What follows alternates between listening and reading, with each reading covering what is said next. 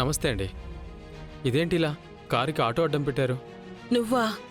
ఇందాక మా అల్లుడు గారున్నారు కదా. మీ అల్లుడు గారు కూతురు గారు గోవాకి వెళ్ళారు కదా, మీకు ఆ విషయం చెప్పలేదా? చెప్పారు బాబు. మరి లేదండి, అల్లుడు గారు కారు నడపడం నేను చూశాను. లక్ష్మి కథారా చూస్తూ మళ్ళీ ఏంటిది? సారీ బాబు, నువ్వేమీ అనుకోవద్దు. పాపం కార్ని చూసి జైసార్ అనుకుని ఉంటారండి. సరే బాబు. నమస్కారం అండి.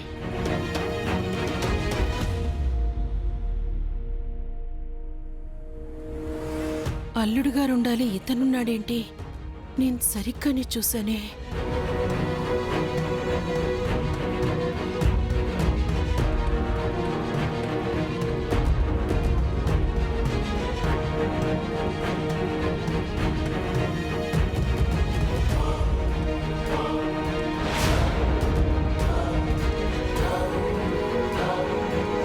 సరే, నువ్వు డ్రైవింగ్ సీట్లోకి రా, నేను అట్టొస్తాను.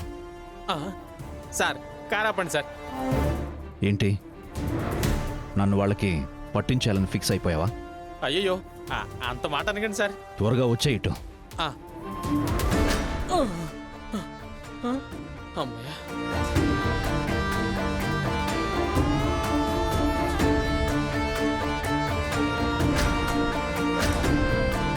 రే, లెఫ్ట్ టర్న్ తీసుకో. Okay sir.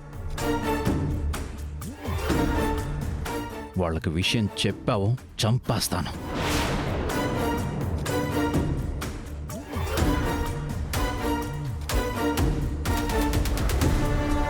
వేసుకో.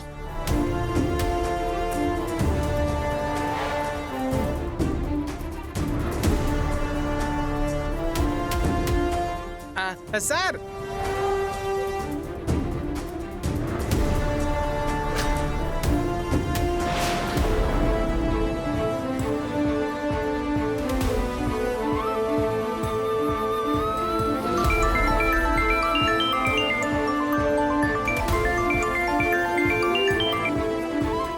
సార్ వాడు వెళ్ళిపోయారు సార్. వచ్చేయ్. Okay sir.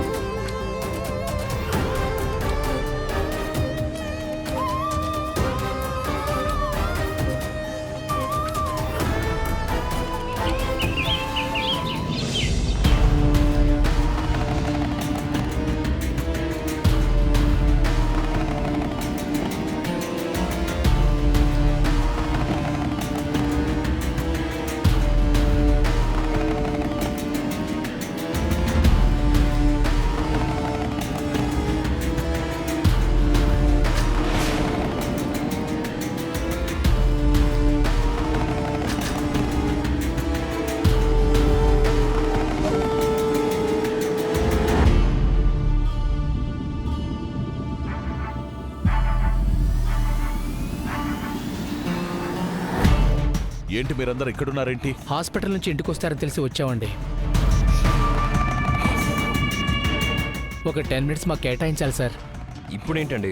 ప్లీజ్.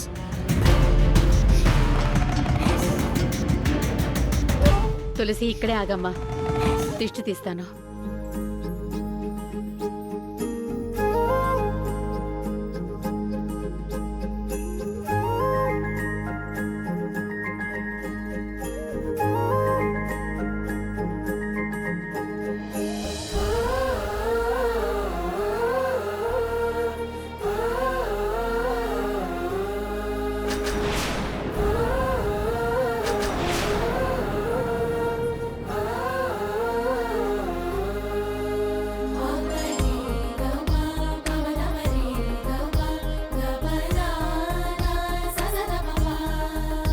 లోపలికి రండి.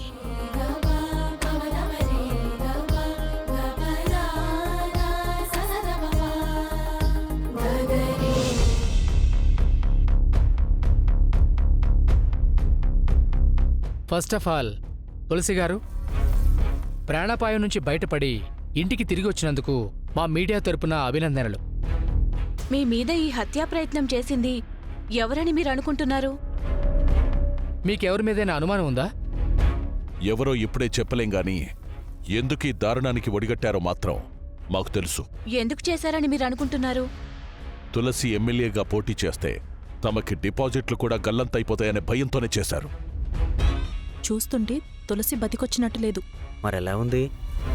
దీని భజన పొగడ్తులు చూసి భరించలేక మనం చచ్చిపోతే చూడ్డానికొచ్చినట్టుంది.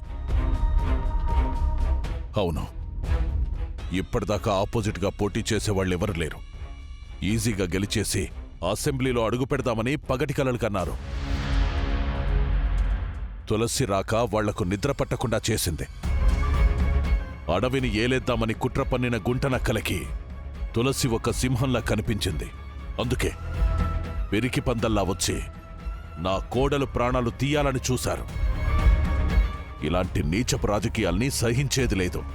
వాళ్ళు ఎవరైనా ఎక్కడున్నా పట్టుకుని చట్టానికి అప్పగిస్తాం. సిద్ధు గారు, మీ భార్య తులసి గారికి రాజకీయాలే కొత్త. అలాంటిది ఈ మాడ్రాటం జరగగానే డీప్ షాక్లోకి వెళ్తుంది కదా?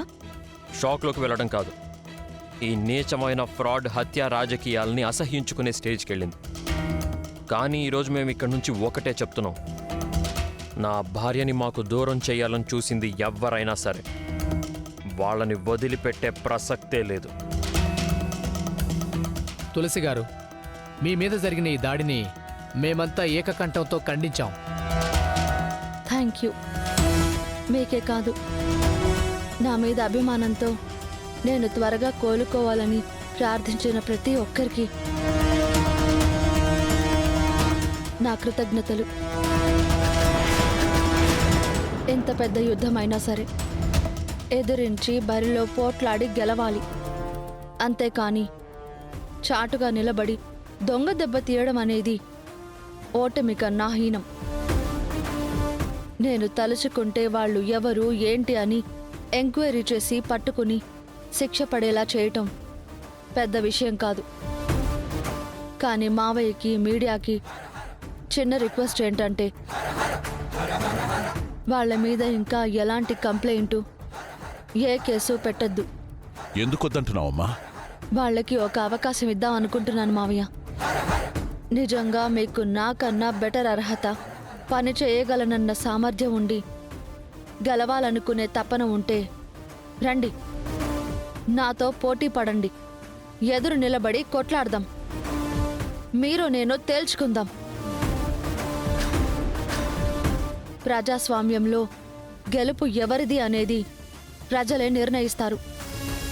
మెజారిటీ ఎంత అనేది మనం డిసైడ్ చేద్దాం. Thank you.